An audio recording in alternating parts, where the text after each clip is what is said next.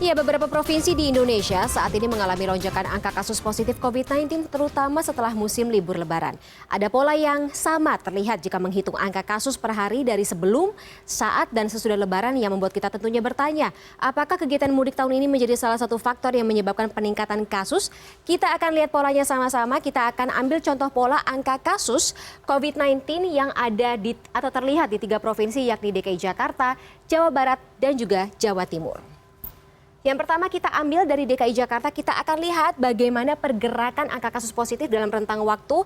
Ini bulan Mei, kemudian juga H plus dan juga sekitar Lebaran, dan juga Juni yang kita bagi dalam 3 lini masa tadi ya, sebelum Lebaran, saat Lebaran, dan Juni atau pasca Lebaran. Kita lihat di sini angka kasus cukup fluktuatif ya, namun berada di bawah angka 1.000 kasus positif awal Mei sampai dengan tengah-tengah Mei. Positif perharinya begitu pula pada tanggal 14 dan juga 15 Mei saat Lebaran tiba. Justru malah mengalami penurunan pada saat tanggal 15 Mei.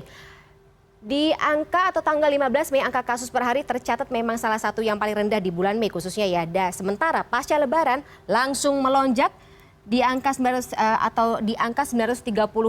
di tanggal 22 Mei. Dan di awal bulan Juni sampai dengan saat ini angka kasus perharinya ini berada di angka atau di atas 1.000 kasus, dan bahkan di tanggal 11 Juni tercatat ada penambahan 2.293 kasus. Dan pola yang sama juga terlihat di Provinsi Jawa Barat, di mana dalam data Provinsi Jawa Barat secara keseluruhan ini sebelum Lebaran, walaupun memang di bulan Mei ini atau di tanggal 8 bahkan mencatatkan angka kasus ini di angka 2.209 kasus. Namun pasca Lebaran atau kita lihat dulu di tanggal 14 sampai dengan juga 15 sekitar tanggal atau sekitar hari Lebaran ini angka kasusnya kemudian masih cukup landai. Kemudian di tanggal 22 Mei atau juga tanggal 5 Juni ada penambahan kasus yang cukup signifikan di mana angka kasus tersebut bertambah sekitar 200 per harinya, serta tanggal 9 dan juga baru-baru ini tanggal 11 Juni angka kasus ditorehkan positif di angka atau di atas 1.000 kasus per harinya. Kita ke Jawa Timur. Sementara kalau di Jawa Timur kembali pola yang sama juga terlihat ya. Jumlah kasus mungkin tidak setinggi di DKI Jakarta dan juga Jawa Barat.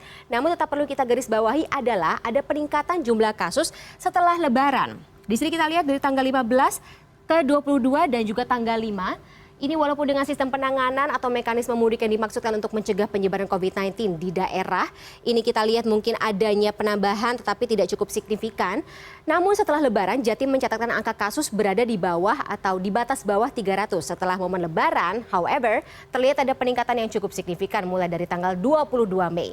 Nah, dari awal Juni tersebut sampai dengan tanggal 9 dan 11 Juni kemarin, kita melihat adanya peningkatan kasus 200 lebih dibanding hari sebelumnya.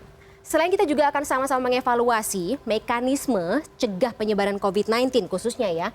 Di masa musim liburan kita juga tidak akan lepas dari upaya memvaksinasi warga sebagai salah satu cara menekan angka kasus di masa mendatang. Dan berikut adalah total vaksinasi yang sudah dilakukan di 3 provinsi DKI Jakarta, Jawa Barat, dan juga Jawa Timur. Sebanyak lebih dari 2 juta, lebih tepatnya 2.872.171 orang ini sudah mendapatkan dosis pertama di DKI Jakarta, sementara dosis kedua juga lebih dari 2 juta orang yang mendapat.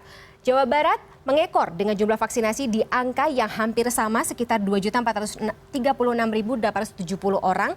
Sementara dosis keduanya sedikit di bawah di angka 1 juta, hampir mencapai 2 juta. Kita akan tunggu bagaimana pencapaian dari Pemprov Jawa Barat untuk meningkatkan kembali angka ini. Sementara di Jawa Timur yang baru-baru ini juga mendapat apresiasi ya. Karena angka vaksinasi mereka terutama untuk dosis pertama ini mencapai lebih dari 3 juta orang yang mendapat vaksin dosis pertama. Sementara dosis kedua masih berada di angka 1.605.611 orang. Ini tentunya juga akan kita harapkan jumlahnya meningkat seiring dengan pertambahan jumlah vaksin yang disuntikan kepada warga yang berada di 3 provinsi tersebut dan juga khususnya wilayah yang ada di Indonesia.